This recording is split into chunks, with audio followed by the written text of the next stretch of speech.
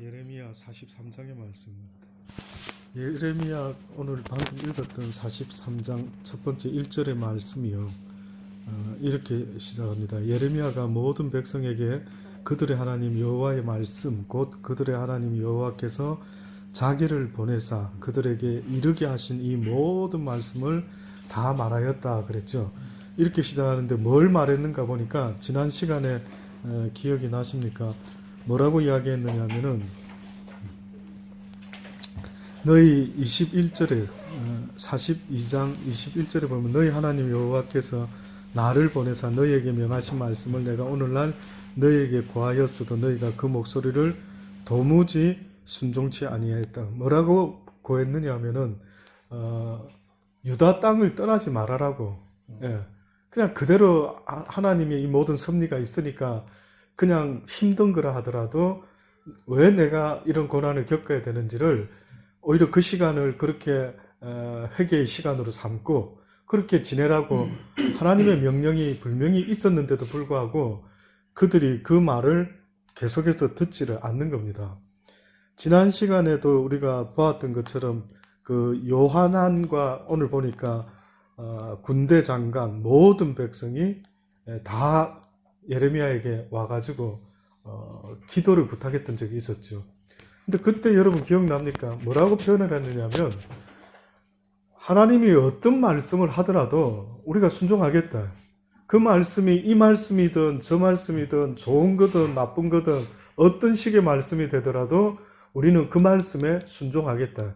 얼핏 들으면 뉘앙스가 진짜 이제 정신 차렸구나. 이제 하나님 말씀을 순종하려고 하는구나 라고 느꼈죠. 그때만 하더라도. 근데 그게 아니었던 거예요. 그 아니었던 게 이제 드러나는 이야기는 오늘 43장에 나옵니다. 그래서 이제 예레미야에게 그렇게까지 말을 해놓고요. 그랬는데도 불구하고 오늘 보니까 또 그들이 불순종합니다. 2절에 보니까 호사야의 아들 아사랴와 가레야의 아들 요하난 이 두 대표적인 이름이 나오고요. 그리고 모든 보니까 교만한 자가 예레미야에게 말하여 이렇게 시작됩니다. 불순종이 여러분 생각할 때 내가 하나님 말씀에 왜 순종하지 못하지? 그 이유가 뭘 것 같습니까? 어려워서? 너무 부담스러워서?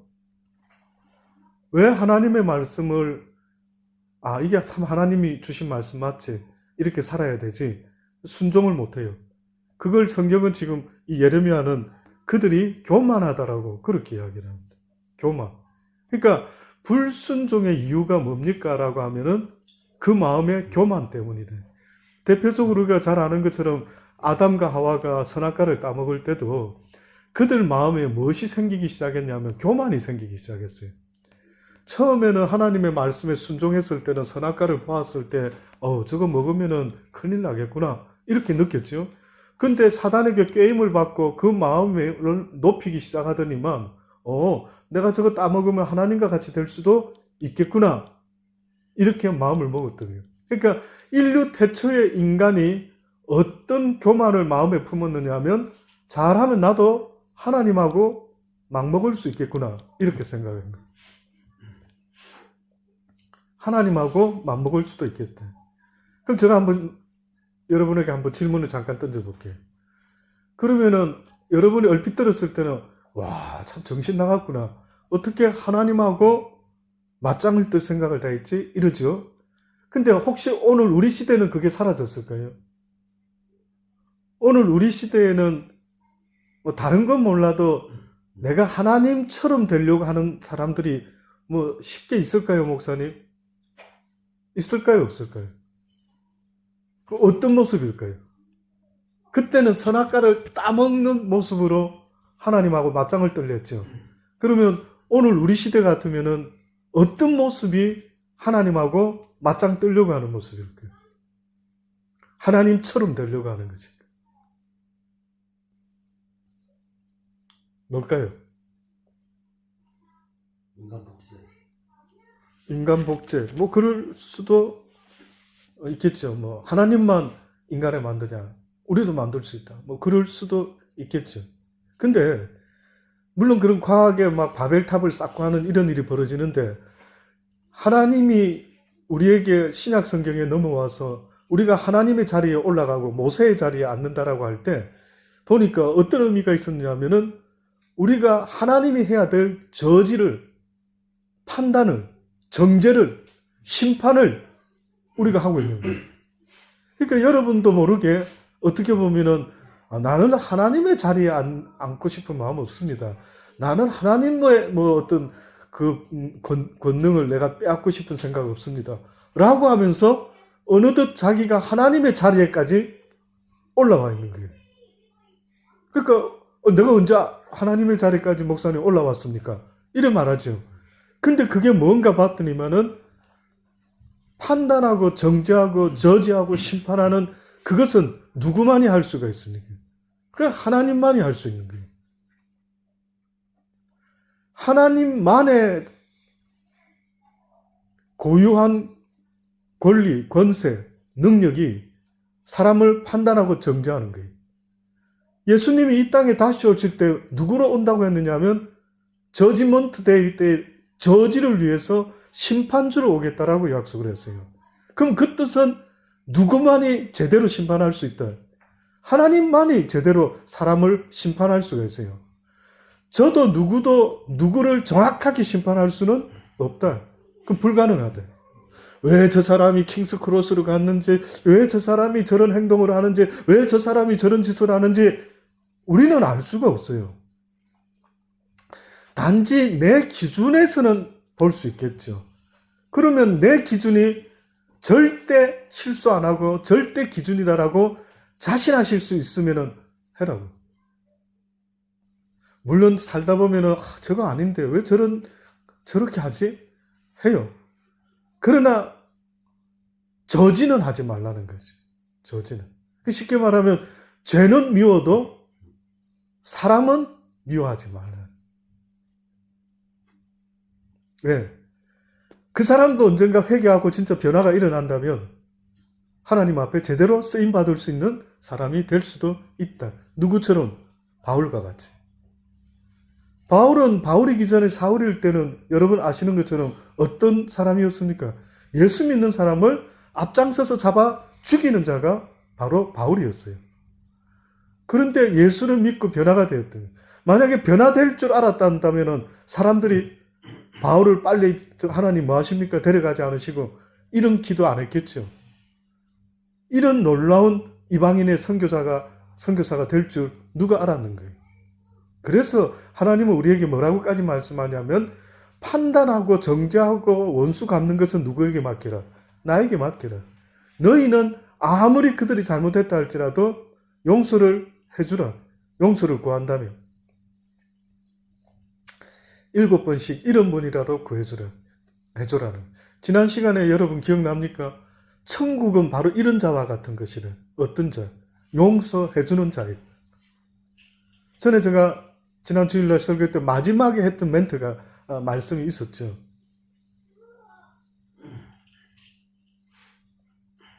그리스도인들이 누군가를 사랑한다라고 할 때에 세상 사람들은 사랑할 만한 사람을 사랑한다고 하지만은 그리스도인들이 누군가를 사랑한다 할 때는요, 항상 그 전제 조건이 붙어 있어요. 그게 바로 용서입니다. 하나님이 세상을 이처럼 사랑하사 예수 그리스도를 보내주셨다. 하나님이 우리를 사랑했던 그 당시 때에 우리가 아직 죄인 되었을 때 사랑했댔어요. 죄인을 어떻게 사랑해요? 거룩하신 분이 죄인을 사랑한다 말이 됩니까? 그 말은요, 전제가 무엇이었느냐면 용서가 전제였던 거예요. 이미 하나님은 우리를 용서하시고 사랑의 문을 이렇게 열어놓으셨던 거죠. 그래서 누구든지 나는 용서 문을 열었지만 너희는 이 용서의 사랑을 얻기 위해서는 뭘 해라고요? 회개하라. 그러면 이것이 너희의 것이 될 것이라는. 그래서 우리는 누군가를 사랑할 때 기독교인들은요, 판단하고 정죄하고 심판하는 것은 우리는 우리의 몫이 아니에요. 우리의 자리가 아니에요. 그래서 우리는 항상 용서를 전제로 하고 사랑할 수밖에 없는 그런 존재라는 것을 잊지 말아야 됩니다. 이 요하나는 예레미야에게 와가지고 하나님의 말씀에 순종하겠다고 합니다. 아담은 불순종의 상징이고요. 예수님은 성경상 보니까 순종의 상징이에요. 순종. 그러니까 하나님의 뜻이 이루어지기 위해서는 누가 필요하냐면 순종의 사람이 필요합니다. 그래서 수만의 수천의 재물보다도 하나님이 귀하게 보는 것은 순종이다라고 그렇게 이야기를 했죠. 순종은 하나님을 트러스트 할 수 있는 자만이 순종할 수 있어요. 순종은 언더스탠드 하는 자만이 순종할 수 있는 게 아니고요. 하나님을 언더스탠드는 불가능해요. 우리는 시간의 공간의 제약을 받고 살아가는 존재들이지만 하나님은 이 시간과 공간의 제약을 받는 분이 아니기 때문에 이러한 우리의 미물이 피조물이 전능자를 언더스탠드 한다라는 것은 그건 불가능합니다. 쉽게 말하면 자녀들이 엄마 아빠를 충분히 언더스탠드 한다. 이건 불가능하다. 그가 부모가 돼보기 전까지는 거의 불가능해요. 그래서 우리가 하나님의 말씀에 순종한다라고 하는 그 전제는 그분을 트러스트, 믿을 때 순종이 나오는 거예요. 그러니 만약에 오늘 우리 시대에도 하나님의 말씀을 알고도 순종하지 못한다 할 때는 다른 뜻이 아니라 하나님을 믿지 못하는 것 때문에 불순종이 나올 수밖에 없다라고 성경이 말씀하고 있는 겁니다. 근데 오늘 보니까 또 이 요한왕과 모든 군대 장관이요 나와서 이제 예레미야에게 또 대적을 하기 시작하는데 뭐라고 대적을 지금 하고 있느냐 하면 이렇게 말합니다. 예레미야에게 말하여 가로되 내가 거짓을 말하는도다. 우리 하나님 여호와께서는 너희는 애굽에 거하려고 그리로 가지 말라고 너를 보내어 말하게 하지 아니하셨느니라. 하나님을 믿는 것은 내 마음에 들든 안 믿어야 돼요, 사실은. 그런데 안타까운 것은 이 요한안도 지금 어떤 말을 하고 있느냐면 내가 믿고 싶은 것만 믿는 거예요. 그게 안타까운 우리 인간의 모습입니다. 내가 믿고 싶은 것만. 그래서 우스개로 내가 복음이다. 뭐 이렇게 표현을 하는 거. 성경을 읽어도 내가 믿을 만한 것만 믿고 내가 순종하지 못하는 것은 믿지 못하는 게 이게 많은 사람들의 모습 같아요. 그래서 뭐라고 지금 말을 하느냐면 애굽으로 거하려고 그리로 가지 말라고 너를 보내어 말하게 하지 아니하셨다. 다 알고 있습니다. 아주 막 자기들이 하나님의 뜻을 더 잘 아는 것처럼. 그래서 이는 네리야의 아들 바룩이 너를 꼬드겨서 우리를 대적하여 갈대아인의 손에 붙여 죽이며 바벨론으로 잡아가게 하려 함이니라. 이 예레미야가 지금 말하고 있는 이때로부터 900년 정도 전에 애굽에서 하나님이 놀라운 권능의 손으로 출애굽을 시켰어요.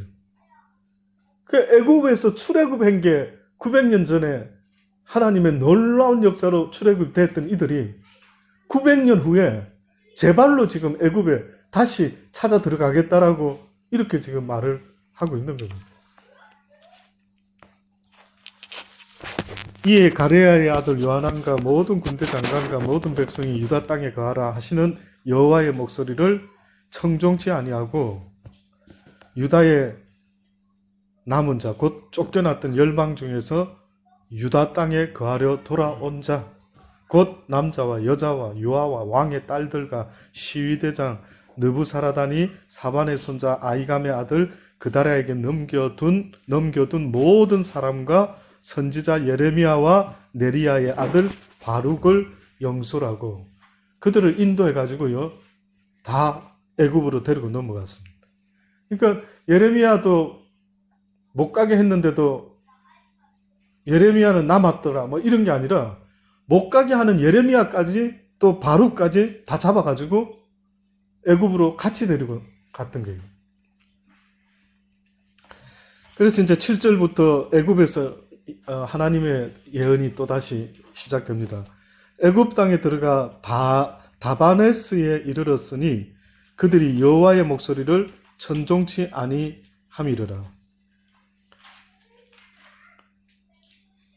너는 유다 사람의 목전에서 내 손으로 큰 돌을 가져다가 다바네스 바로의 집 어귀에 벽돌 깔린 곳에 진흙으로 감추고 그들에게 이르기를 만군의 여호와 하나님께서 이렇게 말씀하시는데 보라 내가 내 종 바벨론 왕 느부갓네살을 불러오리니 그가 그 보좌를 내가 감추게 한 이 돌 위에 두고 또 그 화려한 큰 장막을 그 위에 치게 할 것이라. 그가 와서 애굽 땅을 치고 죽일 자는 죽이고 사로잡을 자는 사로잡고 칼로 칠 자는 칼로 칠 것이라. 내가 애굽 신들의 집에 불을 놓을 것인즉 느부갓네살이 그들을 불사르며 그들을 사로잡을 것이요 목자가 그 몸에 옷을 두른 같이 애굽 땅을 자기 몸에 두르고 평안히 그것을 떠나게 될 것이라. 그가 또 애굽 땅 베세메스의 주상들을 깨뜨리고 애굽 신들의 집을 불사르리라. 이것이 하나님의 마지막 또 애굽에서의 예언입니다. 그러니까 이들이 지금 뭘 잘 모르는 것이 애굽 왕이 자기들의 삶을 지켜주고 보호할 줄로 이렇게 지금 자꾸 생각하고 있는데 하나님은 그래? 너희가 나에게 피하지 않고 그들에게 피한다면 내가 바벨론의 왕 느부갓네살을 다시 일으켜가지고 애굽을 치게 만들겠다. 그래서 지금 너희가 여기 서 있는 이곳에 또 보여주는 예언을 시작하시죠. 지난번에 토기를 사라, 뭐 멍에를 메어라, 뭐 어떻게 해라 이런 액션으로 보여줬는데 이번에도 또 그림 공부를 또 시키듯이 바로의 집 어귀에 벽돌을 깔린 것에 진흙으로 또 돌멩이 몇 개를 이렇게 감추게 합니다. 왜 이렇게 성경은 계속해서 하나님이 어떤 분인가를 이야기를 하고 있는데도 이걸 도무지 믿어지지가 않는 모양입니다. 성경에 보면은요, 그 다니엘서에 보면은, 다니엘서 4장에 보면은 하나님이 어떤 분이라고 아주 명쾌하게 3번씩이나 언급하는 다니엘의 표현이 있어요. 그게 뭔가 보니까요, 다니엘서 4장 17절에 보면은 이는 순찰자들의 명령대로요 거룩한 자들의 말대로요 곧 인생으로 지극히 높으신 자가 인간 나라를 다스리시며 자기의 뜻대로 그것을 누구에게든지 주시며 또 지극히 천한 자로 그 위에 세우시는 줄을 알게 하려 함이니라. 이런 말씀이 있습니다. 다시 말하면은 인간 나라를 다스리는 자가 인간이 아니라 지극히 높으신 하나님께서 인간의 나라를 통치하고 계신다라는 것을 이야기를 이렇게 표현한 겁니다. 또 이런 똑같은 표현이 다니엘 4장 25절에 보면요. 왕이 사람에게서 쫓겨나서 들짐승과 함께 거하며 소처럼 풀을 먹으며 하늘 이슬에 젖을 것이요 이와 같이 7대를 지낼 것이라. 그때에 지극히 높으신 자가 인간 나라를 다스리시며 자기의 뜻대로 그것을 누구에게든지 주시는 줄을 아시리라. 왕이 왕된 것은 왕 때문이 아니라 누구 때문이라고요? 하나님 때문이라는 거예요. 그래서 우리가 성경에 보면은 세상 권세진 자에게 성경은 뭐라고 가르칩니까? 순복하라고 하죠. Why? 모든 권세는 하나님께로부터 오지 않은 것이 없기 때문에 그렇다. 그래서 우리가 세상의 권세에도 순복하는 이유가 있다면은 그것은 하나님의 뜻에 순복하고자 하는 하나님의 요구가 있기 때문에 순복을 하는 거예요.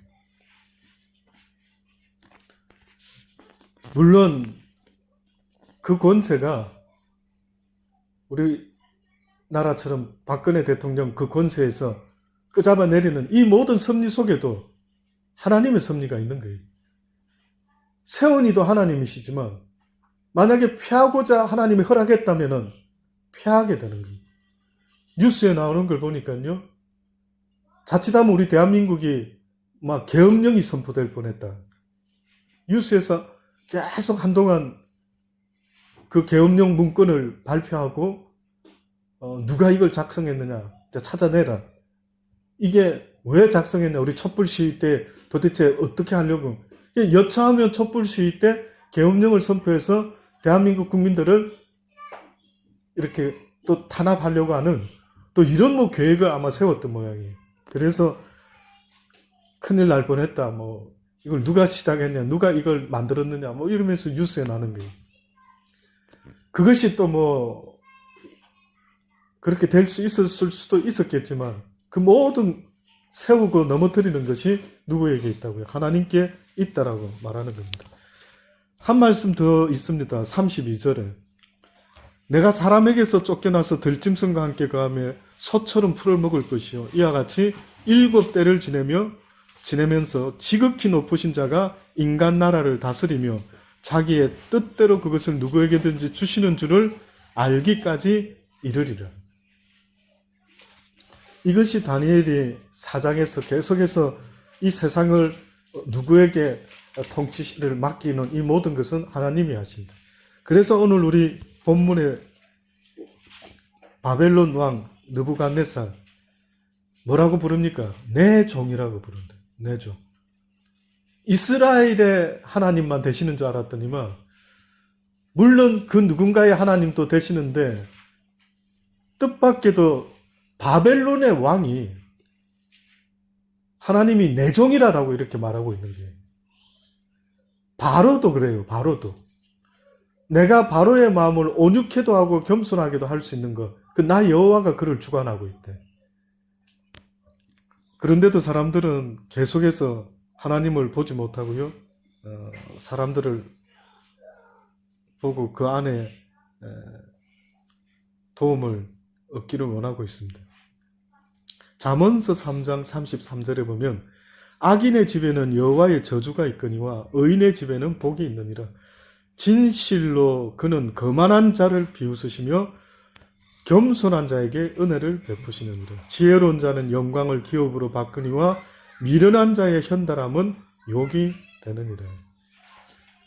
악인의 집에는 여호와의 저주가 있게 된다. 교만한 자의 집에는 여호와의 저주가 있게 된다. 거만한 자의 집에는 여호와의 저주가 있게 된다. 성경은 이 대표적인 단어들을 쓰고 있어요. 교만한 자, 거만한 자, 악인, 여호와를 비웃는 자, 이들이 바로 하나님 보시기에 용서할 수가 없는 그러한 자의 모습이다라고. 잠언서 6장 16절로 또 보면 이런 마음이 있습니다. 여호와의 미워하시는 것, 곧 그 마음에 싫어하시는 것이 6, 7가지니 곧 교만한 눈과 거짓된 혀와 무죄한 자의 피를 흘리는 손과 악한 계교를 꾀하는 마음과 빨리 악으로 달려가는 발과 거짓을 말하는 망령된 증인과 및 형제 사이를 이간하는 자네. 하나님이 이와 같은 것들을 미워한다는. 그럼 여러분 생각할 때 이 요나단 같은 자는 요하난 같은 자는 어떤 것이 해당이 되는 것 같습니까? 요하난 같은 자를 굳이 잠언서 6장에 있는 이 말씀으로 본다면은 성경에도 예레미야가 언급했던 것처럼 17절에 보면 곧 교만한 눈과 그랬죠? 그 다음에 거짓된 혀, 그 다음에 무죄한 자의 피를 흘리는 손. 해당되는 게 여러 가지 있는 것 같아요. 악한 계교. 하나님은 그렇게 말하지 않았는데 애굽에 가야 된다. 야 예레미야야, 네가 우리를 라고 하는 이 악한 계교를 꾀하는 마음과 빨리 악으로 달려가는 발과 거짓을 말하는 망령된 증인과 및 형제 사이를 이간하는 자. 그러고 보니까 어때요? 다 해당되는 것 같지 않습니까? 이 요한안이라는 자가 지금 하고 있는 액션을 보니까 어떻게 이렇게 잠언서 6장에서 말하는 여호와의 미워하시는 것, 그 마음에 싫어하시는 것이 6, 7가지인데 이 6, 7가지의 내용이요. 어떻게 이렇게 요한안에게 딱 맞아 떨어지는 거예요. 교만한 눈, 거짓된 혀, 무죄한 자의 피를 흘리는 손, 악한 괴결을 꾀하는 마음, 빨리 악으로 달려가는 발, 거짓을 말하는 망령된 증인 및 형제 사이를 이간하는 자예요. 예레미야하고 바룩은 외경 유경에 보면 바룩서도 있어요. 혹시 아셔요? 한번 언제 기회 닿으면은요, 성경을 좀 아시는 분은 외경 유경도 한번 읽어보세요. 저는 한때 재밌어가지고 외경 유경을 엄청 아주 열심히 심취해서 읽어봤던 적이 있었어요. 오히려 성경에는 없는데 오히려 성경을 더 이해할 수 있도록 돕는 어떤 내용들도 있어요. 그 중에 제가 옛날에 한 번씩 설교할 때도 했던 표현 중에 이런 것도 있었어요. 예수님이 십자가에 돌아가셨을 때 다른 외경 유경에 보니까 이런 표현이 있어요. 음부의 권세와 음부를 쥐고 있는 자와 사망의 권세를 쥐고 있는 자가 대화를 나누는 게 있어요. 그래서 사망의 권세가 이런 말합니다. 야, 신의 아들이라는 자를 내가 십자가에 매달아서 죽였어. 내 권세로 죽여버렸어. 야, 음부야, 내가 내려보낼 테니까 그 자를 잘 가둬놓고 있어. 이렇게 말하는 게 나와요. 그랬더니 음부가 갑자기 그럽니다. 야, 너 도대체 누굴 보낸 거야? 와가지고 그 자가 철장의 권세를 가지고 이 음부를 다 깨고 있어. 뭐 이런 식 이야기들. 또 성경에는 없죠. 예, 그런데 야, 진짜 이런 일이 있을 수 있겠구나. 진짜 그 악한 영들이, 그 권세 잡은 그놈들이 저그들 단에는 이제 하나님의 아들을 죽였으니 저 하늘나라는 우리가 상속받을 수 있겠구나. 신이 났을는지 모르죠. 근데 이런 대화를 나눌 정도로 하는 거예요. 그게 이런 게 외경, 유경에 있어요. 저희 집에 있었는데 책이 전질이 다 있었어요. 그거를 혹시 빌려서라도 한번 관심 있는 분들은 한번 읽어보면 나쁘진 않습니다. 그 중에 바룩서가 있었어요. 바룩. 근데 그 바룩서가 누구냐 하면은 바로 이 예레미야가 감옥에 갇혔을 때에 대신해서 글을 써서 예언을 했던 자. 그가 바룩이었어요. 근데 지금 이간질을 하는 거예요. 바룩이 너를 꼬드겨가지고 네가 우리를 자꾸만 애굽으로 못 가게 하는 이런 예언을 하지 않았겠냐. 이건 그런 적도 없는데 이걸 막 자연스럽게 누가 이렇게 스토리화 시켰는지 모르지만 만들어내는 거예요. 그러니 악한 사단의 괴교 중에 우리가 인간관계가 깨지는 것 중에 하나도요. 이런 스토리를 메이크업 해가지고 내가 보지도 않은 거, 듣지도 않았던, 생각도 못했던 것들을 가지고 인간관계를 다 깨는 겁니다. 그래서 여러분, 비록 누군가가, 물론 진실도 있죠. 진실을 봤을 때는 나를 돌아보고 참 안타깝게 생각하며 기도해주고, 또 그래도 그가 진짜 회개하고 하나님께 돌아온다면 우리야 뭐 용서 못할 이유가 전혀 없죠. 근데 우리의 심령 속에 어떤 사람을 끝까지 미워하게 만들어내는 것은 그는 오직 사단의 역사다. 사단이 나를 지금 그렇게 속이고 있는 경우인데 오늘 이렇게 보니까 진짜 희한하게 말을 지어내가지고 이렇게 이간질을 하고 있는 것을 봅니다. 그래서 잠언서 18장에는 이런 말씀을 하고 있죠. 사람의 마음의 교만은 멸망의 선봉이요 겸손은 종기의 앞잡이다. 이렇게 말씀하고 있습니다. 인간이 멸망하게 되는 그 선봉에 무엇이 있느냐 하면 교만이라는 게 있다. 사랑하는 여러분, 자기를 돌아보셔요. 내가 교만한 자인지 겸손한 자인지를 먼저는 하나님 앞에 좀 돌아보셔요. 겸손하다고 하는 것은요, 항상 하나님의 말씀에 순종하고자 그 길을 열고 있는 자가 겸손의 모습을 보이는 자입니다. 근데 내가 듣고 싶은 말만 자꾸 듣게 되고 내가 하고 싶은 것만 하는 믿음의 모습은요, 그는 교만한 자의 모습이라는 것. 그래서 그것은 곧 멸망의 선봉에 서게 된다는 것. 이것을 여러분 잊지 말기를 바랍니다. 그래서 이 안타까운 이 요하난이라는 자가 마지막으로 하나님 찬스를 어떻게 보면 준 건데 좋은 일을 했죠. 그 이스마엘을 쫓아가가지고 다 백성들을 다시 데리고 오고 뭔가 좀 어려운 일을 한 것 같은데 요 막판에 예레미야의 말에 진짜 귀를 기울였더랬으면 좋을 것 같은데 그러지 못했던 것입니다. 저와 여러분도 살아가다 보면 믿고 싶은 거, 듣고 싶은 거, 순종하고 싶은 것만 내가 선택할 때가 있는데 그거하고는 싸울 필요가 없죠. 내가 육신의 법이 하지 못하게 막는 그것과 늘 쳐서 복종시키며 나가는 것, 이것이 저와 여러분의 영적 싸움입니다.